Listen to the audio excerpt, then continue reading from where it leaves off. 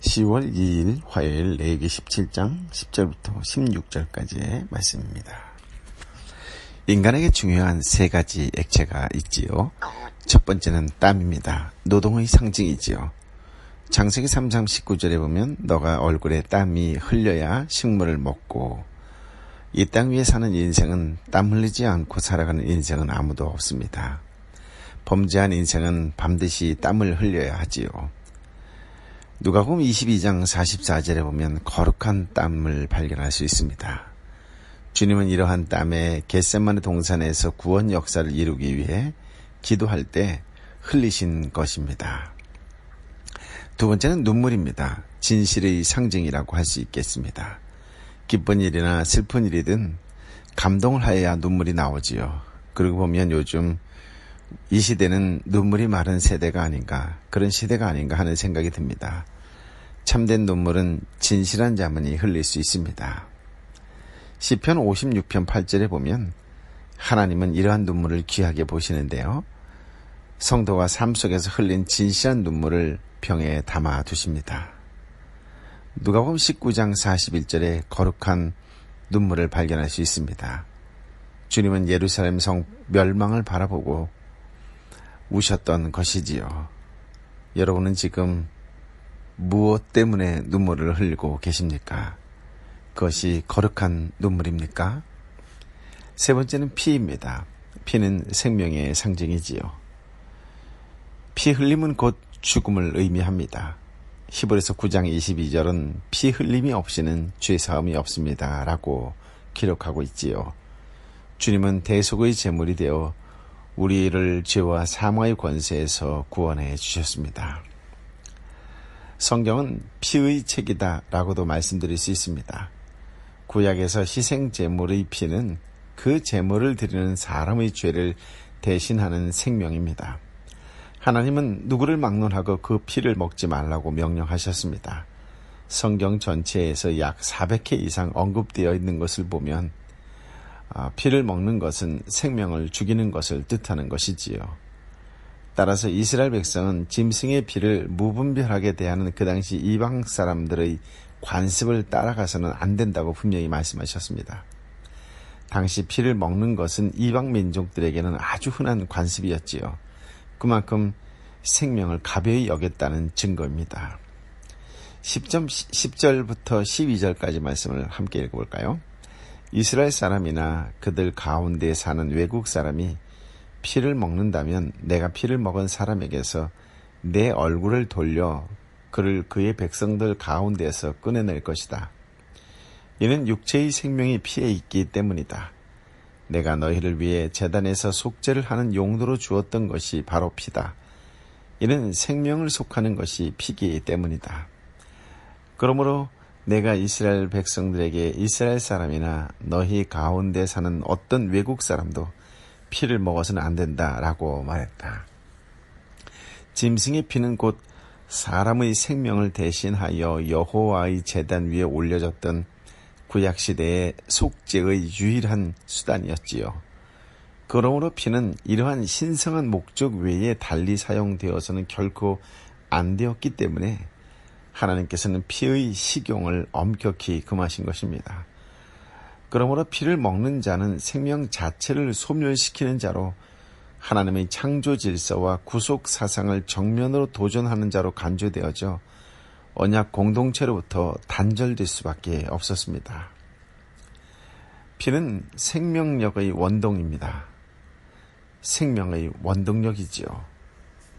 신약에서 피는 예수 그리스도를 상징합니다. 예수님은 오히려 날마다 내 살을 먹고 피를 마시는 자가 되어야 한다고 말씀하셨습니다. 십자가에서 피 흘리신 예수 그리스도의 죽음을 통해서만 영원한 생명을 누릴 수 있음을 기억하라는 말씀이시지요. 하나님은 생명에 대한 존귀함에 대하여 묵상하라고 오늘 저와 여러분에게 주시는 말씀입니다. 생명을 존귀하게 여기는 첫걸음은 예수님의 십자가를 기억하는 것입니다. 그 십자가 앞에 서 있는 자신을 소중히 여겨야 합니다. 몸도 마음도 귀하게 여기는 것이 십자가 사랑의 시작이지요. 이제 그 사랑이 타인에게 헌신과 희생으로 이어져야 진정한 십자가의 사랑이라고 할 수 있습니다. 즉 타인을 인격적으로 대하는 것이 그 시작입니다. 나의 언어와 행동이 타인에게 어떤 영향을 미치는지를 한 번 더 생각하고 말하고 행동하는 그리스도인의 향기가 되어야 합니다. 나의 섬김에 헌신과 희생이 동반될 때 타인의 생명이 살아나는 신비를 경험하게 될 것입니다. 문득 오늘 좀 더 사람들에게 친절한 그런 하루를 살아야겠다라고 하는 생각이 드네요. 오늘 이것이 저의 적용으로 삼아야겠습니다. 17장에서 지금까지 소개된 규례는 집에서 기르는 가축으로 소, 양, 염소 등 제사나 식용에 사용되는 짐승에 관한 말씀이었다면 13절 이하는 사냥에서 잡은 짐승이나 새에 관한 규례입니다. 먼저 13절, 14절은 사냥에서 잡은 고기는 어떻게 처리해야 하는지에 대해서 말씀하고 있습니다. 13절, 14절을 읽어볼까요? 이스라엘 사람이나 너희 가운데 사는 외국 사람이나 어떤 먹을 수 있는 짐승이나 새를 사냥하는 사람은 그 피를 땅에 부어버리고 흙으로 덮어라. 이는 모든 생물의 생명이 피해 있기 때문이다. 나는 이스라엘 백성들에게 모든 생물의 생명이 피해 있으니 너희는 어떤 생물의 피도 먹지 말라. 누구든 피를 먹는 사람은 끊어질 것이다 라고 말했다. 야생동물은 제물로 드릴 수 없기에 회막에서 잡을 수 없습니다. 만일 야생동물까지 회막에서 잡아야 했다면 큰 불편을 초래했을 것입니다. 야생에서 잡은 짐승은 단지 그 피를 쏟아내고 쏟아낸 피를 흙으로 덮은 다음 그 고기를 먹을 수 있었습니다. 즉 피를 먹지 말라는 규례를 준수한 것이지요. 야생동물의 피를 먹는 것도 동물의 피를 먹는 것과 마찬가지로 하나님이 주신 생명을 존중하지 않는 행위였습니다. 어떤 경우에도 피를 먹는 것은 금지되었지요. 15절 이하는 자연사한 동물이나 다른 동물에게 죽임을 당한 동물을 발견했을 경우 어떻게 처리해야 하는지에 대하여 설명해주고 있는 말씀입니다. 15절, 16절을 함께 읽어볼까요? 본토 사람이나 외국 사람이든지 저절로 죽은 것이나 들짐승에게 찢겨 죽은 것을 먹는 사람은 자기 옷을 세탁하고 몸을 물로 씻어야 하며 그는 그날 저녁까지 부정하게 되다가 그 후에 정결해질 것이다. 그러나 그가 옷을 세탁하거나 몸을 씻지 않는다면 그는 자기 죄를 책임져야 한다. 동물이 자연사하거나 다른 동물의 공격으로 죽었을 경우 이스라엘 백성은 그 동물의 피가 합당하게 흘렸는지 아닌지 확인할 수 없기 때문에 그와 같은 고기를 먹은 자는 부정하게 될 수밖에 없었습니다. 따라서 이를 먹은 자는 부정을 제거하기 위해 옷을 빨고 몸을 씻어야 했던 것이지요. 이를 먹은 자가 부정하게 되는 또 다른 이유는 죽은 짐승의 사체에 접촉했기 때문입니다. 구약의 모든 제사는 피가 중심을 차지합니다. 그 피는 오늘날 예수 그리스도의 피를 상징하지요. 예수님은 스스로 희생양이 되어 피를 흘리셨습니다. 하나님은 창세전부터 예수님의 보혈로 하나님의 백성을 구원하기로 작정하셨습니다. 하나님은 이 같은 뜻을 가르치시기 위해 피를 먹지 못하도록 하셨지요. 예수님의 피는 대속을 완성하셨습니다. 그분의 피로 인해 인류의 죄는 용서받았습니다. 죄사함을 받은 결과 새 생명을 누리게 되었습니다. 예수 그리스도로 인하여 우리는 자유하게 되었고 생명 있는 자가 되었습니다. 진정한 기쁨도 자유도 누리고 생명의 능력도 갖추게 되었습니다. 그렇습니다. 예수님의 피밖에 없습니다. 예수님의 피를 기억하는 거룩한 삶을 살기를 바랍니다.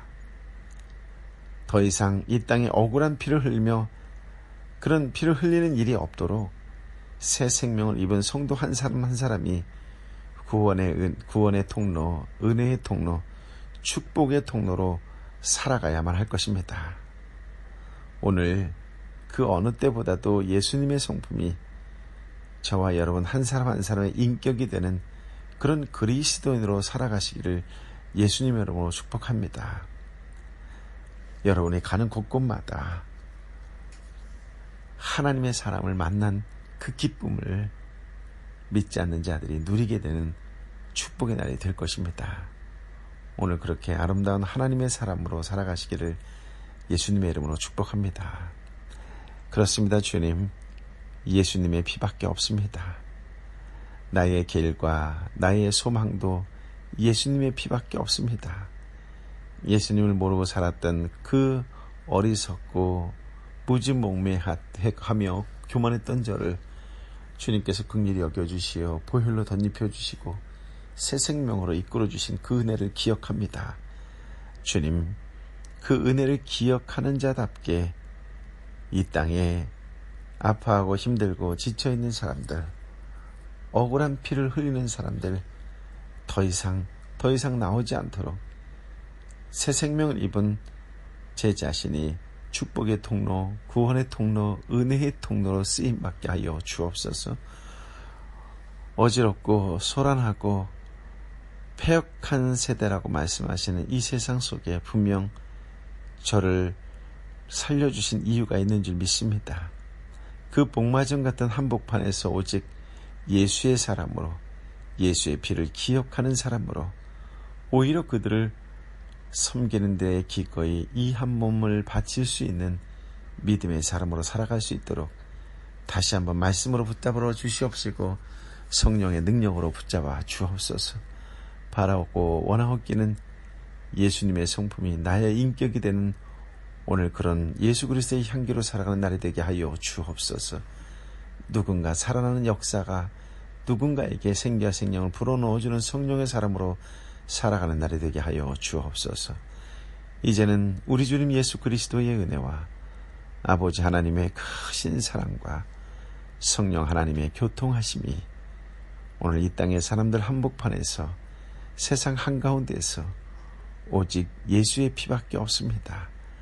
예수의 피를 기억하는 거룩한 자로 살아가겠습니다라고 다시 한번 결단하고 결심하고 선포하는 하나님의 사람들 한 사람 한 사람 머리 위에 저들의 삶터와 일터와 아파하고 지쳐있는 내 사랑하는 이웃 한 사람 한 사람 머리 위에 이 땅과 열방의 선교사님과 선교지 위에 이제부터 영원토록 함께하여 주옵기를 간절히 축원하옵나이다. 아멘.